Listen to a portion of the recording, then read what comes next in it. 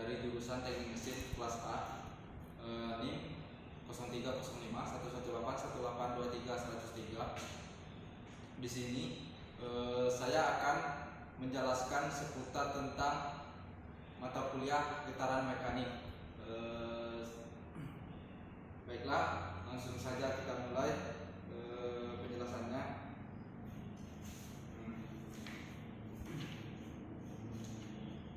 Getaran mekanik.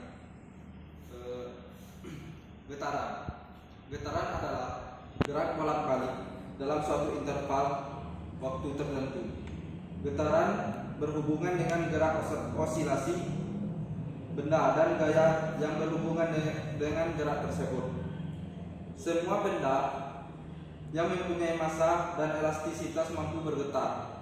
Jadi, kebanyakan mesin yang kita gunakan sehari-hari mempunyai suatu getaran, walaupun kita tidak menyadarinya.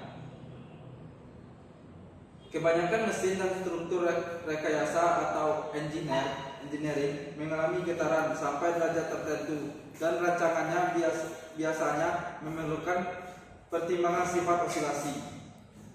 Mengapa kita penting belajar getaran mekanik? Salah satu tujuan belajar getaran mekanik adalah mengurangi efek negatif getaran melalui desain mesin yang baik. Dan hampir semua alat gerak mempunyai masalah getaran karena adanya ketidakseimbangan mekanisme. Contohnya mekanik failures karena material fatigue. Getaran dapat mengakibatkan keawasan yang lebih cepat, dan dalam proses manufaktur getaran dapat menyebabkan hasil akhir yang buruk. Selain getaran mekanik itu dapat merusak, getaran juga memiliki nilai positif. Contoh getaran yang memiliki nilai positif yang kita dapat gunakan dalam dunia sehari-hari yaitu dalam mesin cuci. Mesin cuci bergerak dengan adanya getaran. Sikat gigi elektrik. Getaran juga digunakan dalam pile driving, vibratory testing of material. Getaran digunakan untuk menaikkan efisiensi dari proses permesinan seperti casting dan forging. Itu adalah salah satu fungsi atau efek positif dari getaran mekanik di dalam dunia kita sehari-hari. Pengelompokan getaran ada 3, yaitu getaran bebas dan paksa, getaran teredam, dan tak teredam. Dan yang ketiga getaran deterministik dan random. Saya akan menjelaskan tentang getaran bebas dan getaran paksa. Getaran bebas terjadi jika sistem berosilasi karena bekerjanya gaya yang ada dalam sistem tersebut atau inherent. Dan jika ada gaya yang luas yang bekerja, sistem yang bergetar bebas dan akan bergerak pada satu atau lebih frekuensi naturalnya, yang merupakan sistem dinamika yang dibentuk oleh distribusi massa dan memiliki kekuatannya. Semua sistem yang memiliki massa dan elastisitas dapat mengalami getaran bebas, dan getaran yang terjadi tanpa rangsangan dari luar. Kemudian ada getaran paksa. Getaran paksa adalah getaran yang memiliki terjadi karena rangsangan dari gaya luar. Jika rangsangan tersebut berosilasi, maka sistem dipaksa untuk bergetar pada frekuensi rangsangan. Jika frekuensi rangsangan sama dengan salah satu frekuensi natural system, maka akan didapatkan keadaan resonansi dan osilasi besar yang berbahaya mungkin terjadi. Kerusakan pada struktur besar seperti jembatan, contohnya gedung ataupun sayap pesawat terbang merupakan kejadian menakutkan disebabkan oleh resonansi. Jadi perhitungan frekuensi natural merupakan hal yang utama atau yang paling penting kita perhitungkan. Kemudian ada getaran teredam dan tak teredam atau damping. Damping sistem dynamic bekerja disipatif. Force umumnya damping dalam struktural sistem adalah kecil, mempunyai efek yang kecil terhadap natural frekuensi. Tetapi damping mempunyai pengaruh yang besar dalam mengurangi resonans pada struktural sistem. Kemudian ada getaran determinik dan random. Ada yang pertama itu adalah getaran deterministik. Sinyal disebut deterministik selama harga dari sinyal dapat diprediksi. Jadi sinyal yang kita ketahui itu bisa disebut getaran, tetapi kita tidak dapat melihatnya. Getaran random tidak klasifikasi yang bisa kita sebut getaran random tidak memiliki sinyal yang periodik maupun harmonik. Harga dari getaran random tidak dapat diprediksi, tetapi getaran random bisa digambarkan secara statistik. Contoh getaran random inilah curah hujan. Jadi getaran random ini banyak kita gunakan di dunia. BMKG itu banyak menggunakan getaran random seperti kita menganalisis curah hujan,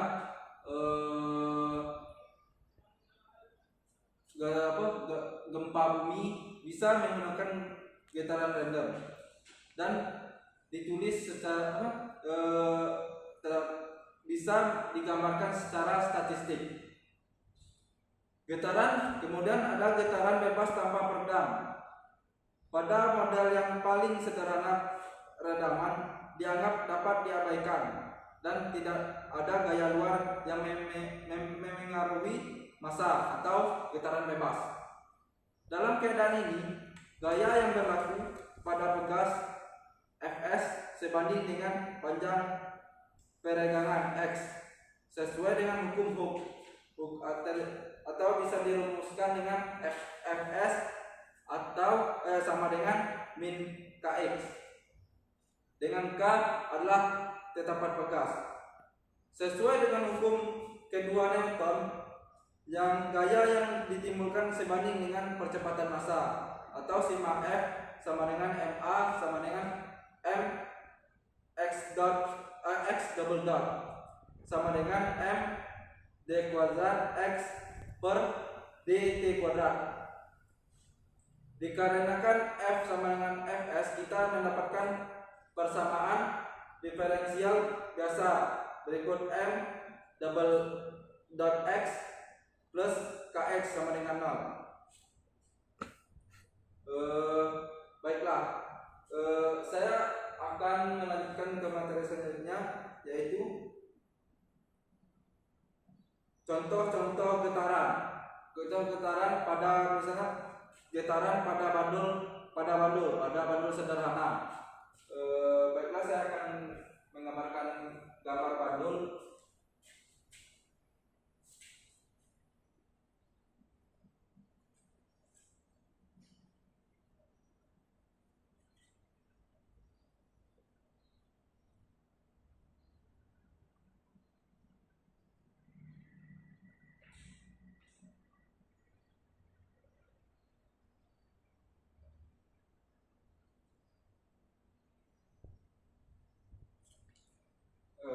Baiklah, saya jelaskan sedikit tentang bandul.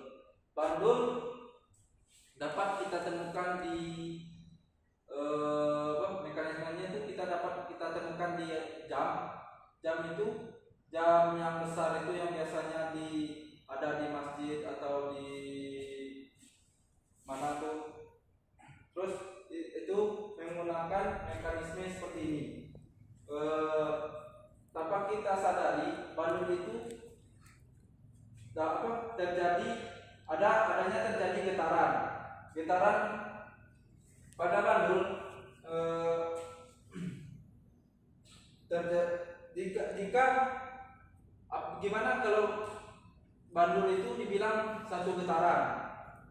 Jika bandul yang kita pegang dari titik A dan kita lepaskan kembali ke titik A lagi, itu disebut satu getaran. Berarti bandul yang melewati titik B, C, kembali lagi ke B, kembali lagi ke A, disebut satu getaran. Kemudian ada getaran pada pegas. Ini contoh gambar pegas.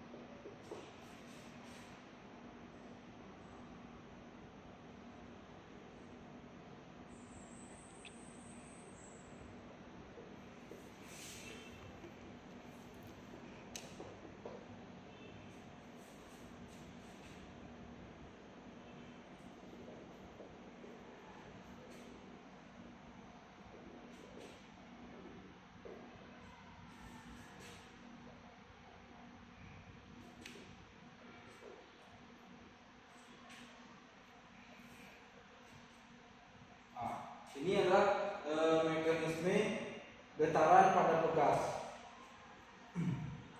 Contoh getaran pada pegas yang diberikan beban. Ini bebannya atau masalahnya. Satu yang disebut satu getaran pada pegas, misalnya dari titik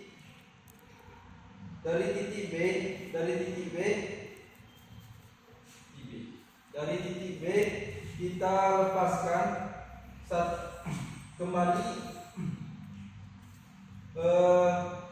pindah ke titik A. Jadi pas kita tarik sampai titik B, kemudian kembali lagi ke titik B. Misalnya dari B dia menuju ke A, kemudian ke C, dan turun ke A lagi ke B. Itu disebut satu getaran. Kemudian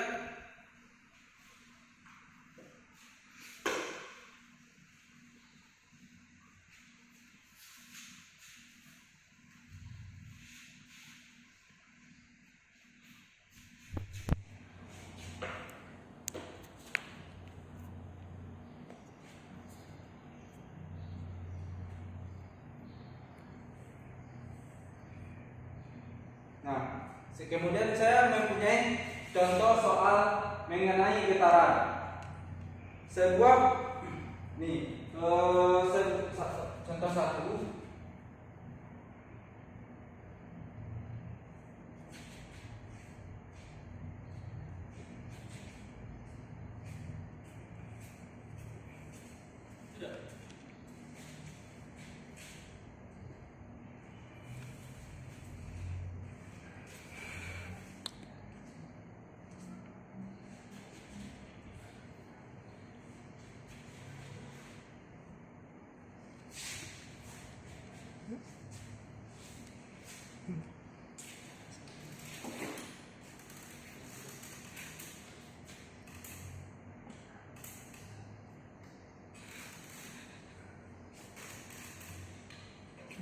Jadi ini salah satu contoh mengenai getaran. Sebuah bandul digetarkan sehingga menghasilkan digetarkan selama 1 menit menghasilkan 4 40 getaran. Dan yang ditanya berapa periodenya? Yang diketahui di sini adalah waktu, yaitu 1 menit sama dengan 60 sekon, dan N-nya atau getarannya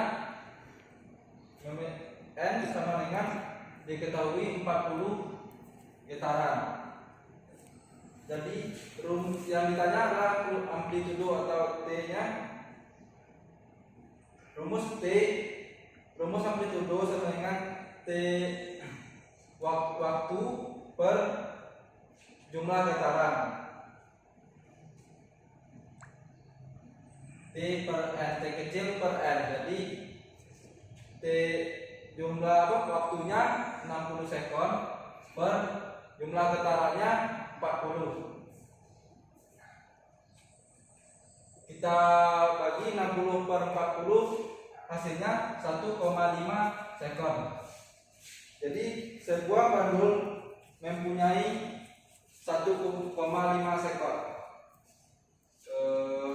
Baiklah, mungkin itu saja penjelasan sedikit tentang mengenai getaran mekanik dan ada beberapa contoh sedikit. Misal ada salah-salah kata atau kurang lengkap dari penjelasan saya, mohon maaf. Saya di sini juga belajar. Mohon maaf dan mohon dimaklumi. Saya tutup dengan Assalamualaikum warahmatullahi wabarakatuh.